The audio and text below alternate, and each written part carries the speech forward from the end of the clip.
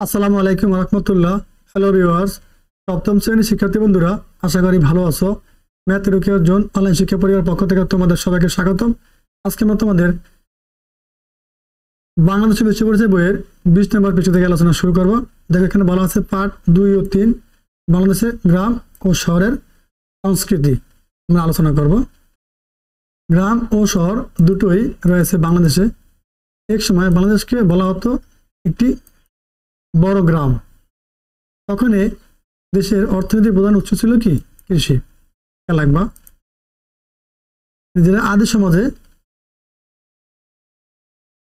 এই দেশের অর্থনীতির মূল উৎস ছিল কি? মূল অথবা প্রধান ছিল কৃষি। ঠিক আছে, প্রশ্ন আসতে পারে। গ্রামের কৃষকরা তাদের জমিতে নানা ফসল ফলাত। কালের পরিক্রমায় এদেশে শহর গড়ে উঠলেও তাতে গ্রামের প্রভাবই থেকে গিয়েছিল। পরে এক পর্যায়ে পরিবর্তন আসতে থাকে, পরে উঠতে থাকে বড় বড় শহর, জনসংখ্যা বৃদ্ধি পায়, শিল্পায়নের ফলে তৈরি হয় নানা শিল্প প্রতিষ্ঠান, উৎপাদন হতে থাকে অনেক রকম পণ্য সামগ্রী। শিল্প প্রতিষ্ঠানে কাজ করতে এসে অনেকে শহরে আবার বসবাস শুরু করে। শহরকে কেন্দ্র করে শুরু হয় ব্যবসা বাণিজ্য। খেয়াল করো, ব্যবসা বাণিজ্যের কেন্দ্র কোথায়? শহরে। চাকরির সুবাদে গ্রাম থেকে শহরে আসে অনেকে। এভাবে গ্রামের মানুষ শহরে বাস করা মানুষের জীবনযাত্রা অনেকটা ভালো আলাদা হয়ে যায়। তবে একে অপরের সংস্কৃতি থেকে একেবারে বিচ্ছিন্ন হয়ে যায়নি। মানে গ্রামের পরিবেশ আর শহরের পরিবেশ বা সংস্কৃতি মানুষ শহরে গেলেও বিচ্ছিন্ন যায়নি, কিছুটা থেকে যায়, মিল আছে আর কি, সেটা বলছে। বাংলাদেশের গ্রামীণ সংস্কৃতি কীরকম? মানুষ যা করে, যা ভাবে, যা কিছু সে ব্যবহার করে এবং সকল কিছুই তার সংস্কৃতি। আমরা যা চিন্তা করি, যা ব্যবহার করি, যা ভাবি, সব কিছুই আমাদের কি? আমাদের পরিবেশ বা সংস্কৃতি।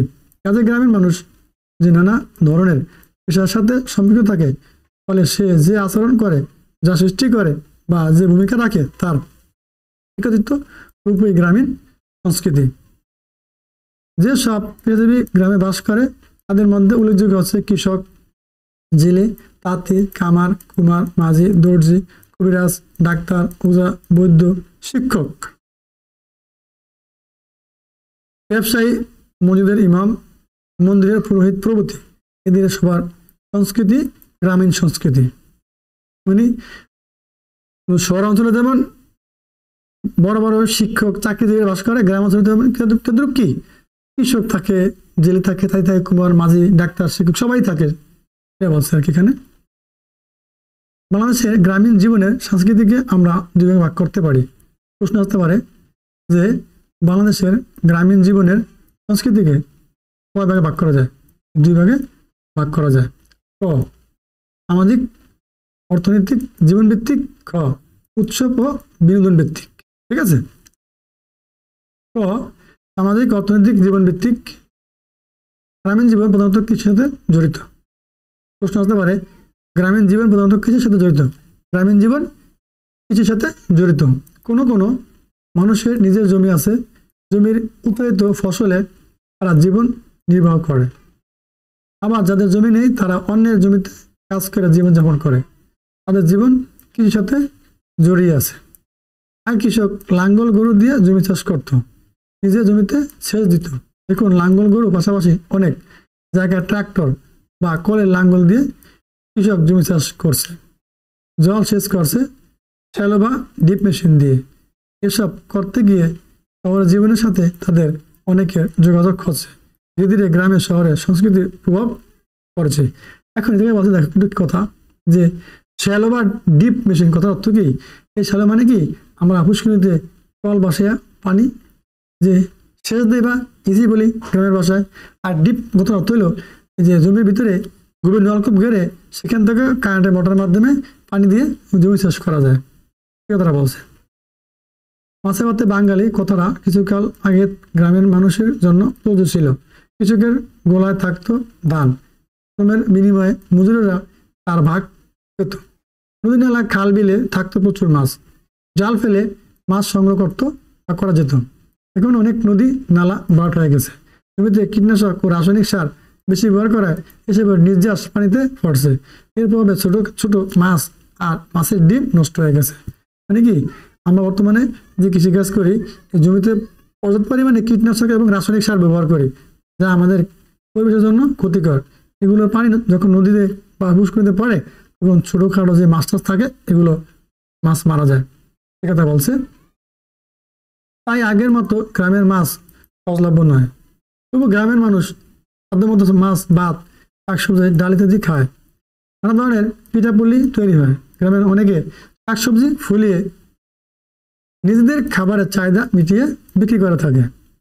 ফুলিয়ে, হ্যাঁ, ফুলিয়ে মানে কি, এই আমরা যে শাকসবজি চাষ করি, বিভিন্ন সবজি, লাউ, কুমড়া, তারপরে মরিচ, তারপরে ধনেপাতা শাক, বিভিন্ন প্রকার শাক, এগুলো বলছে আর কি। নিজেরা খায় আর বাতিটা কি বাজারে বিক্রি করে। এক সময় গ্রামের মানুষ সাধারণ পোশাক পরতেন। পুরুষেরা লুঙ্গি পরে খালি গায়ে অথবা গেঞ্জি অথবা ফতুয়া পরে কৃষিকাজ করতেন। কোনো উৎসব অনুষ্ঠানে তারা পাজামা, পাঞ্জাবি বা জামা পরতেন। মেয়েরা সাধারণত সুতির শাড়ি পরত। এখন কিছুটা শহরের প্রভাব পড়েছে। কিশোর তরুণ ছেলেরা লুঙ্গি শার্টের পাশাপাশি প্যান্ট শার্ট পরেছে। মেয়েরা ফ্রক, সালোয়ার কামিজ আর শাড়ি পরছে। আগে অঞ্চলভেদে গ্রামের মানুষ মাটির ঘর, বাঁশ, কাঠ, ছনের ছাউনি দেওয়া ঘরে বাস করত। এখন এসব ঘরের পাশাপাশি টিনের দোতলা, চৌতলা ঘর ও ইটের দালান তৈরি হচ্ছে। মানে আগে দালান থাকতো শহর অঞ্চলে, এখন এই গ্রামেও বড় বড় 2 তলা 3 তলা দালান ঘর তৈরি হয়েছে, হচ্ছে, সে কথা বলছে। গ্রামের মানুষ একসময় পায়ে হেঁটেই চলাফেরা করতো। এখন কিন্তু শহর গ্রাম সব জায়গায় গাড়ি ব্যবহার করা হচ্ছে। কোনো কোনো অঞ্চলে গরুর গাড়ির ব্যবহার ছিল আগে, এখন নাই। বর্ষায় যাতায়াতের বহন ছিল নৌকা। এখন রাস্তাঘাটের উন্নতি হওয়ায় রিক্সা, মোটর গাড়িতে চলাচলের সুযোগ সৃষ্টি হয়েছে। বৈঠা বাওয়া নৌকা বদলে এখন অনেক ক্ষেত্রে ইঞ্জিন চালিত নৌকা ব্যবহার করা হচ্ছে। অবশ্যই দেখো, এটা প্রশ্ন আছে, বাংলাদেশের জনসংখ্যা বেশিরভাগ কি মুসলমান? প্রশ্ন আসতে পারে, বাংলাদেশের জনসংখ্যা বেশিরভাগ কি মুসলমান। এরপরে হিন্দু ধর্মের মানুষের অবস্থান, সংখ্যা কম হলেও এদেশে বৌদ্ধ, খ্রিস্টান সম্প্রদায়ের মানুষ রয়েছে। গ্রামীণ জীবনে সকলেই শান্তিপূর্ণভাবে যার যার ধর্ম পালন করছে। উৎসব ও বিনোদন ভিত্তিক, গ্রামের মানুষ যুগ যুগ ধরে নানা ধরনের আনন্দ উৎসব উদযাপন করা থাকে। এর কোনটি সকল ধর্মের মানুষ মিলেমিশে করে, আবার কোনটি নিজস্ব ধর্মের মানুষ নিজস্ব ধর্মীয় উৎসব। বৈশাখী মেলা, নবান্ন উৎসব, ব্যবসায়ীদের হালখাতা উৎসব, নৌকা বাছাই, বিয়ে অনুষ্ঠান প্রভৃতি সকল ধর্মের মানুষ একসাথে উদযাপন করে থাকে। আগে গ্রামে বিনোদন উল্লেখযোগ্য বিষয় হিসেবে রাতভর যাত্রা, পালা গান, কবি গানের আসর বস্তু। এখন এসব এড়িয়ে না গেলেও পরিবেশনা অনেক কমে গেছে। মুসলমানদের প্রধান ধর্মীয় উৎসব হচ্ছে কি ঈদুল ফিতর আর হলো কি ঈদুল আজহা। এছাড়া শবে বরাত, ঈদে মিলাদুন নবী, ওয়াজ মাহফিলেও কিছুটা উৎসবের আমেজ থাকে। এই ধরনের মানুষ নানা পূজা উৎসব উদযাপন করে, যেমন দুর্গা পূজা, লক্ষ্মী পূজা, কালী পূজা, সরস্বতী পূজা, দোল পূর্ণিমা, রাস ও রথযাত্রা উৎসব ইত্যাদি।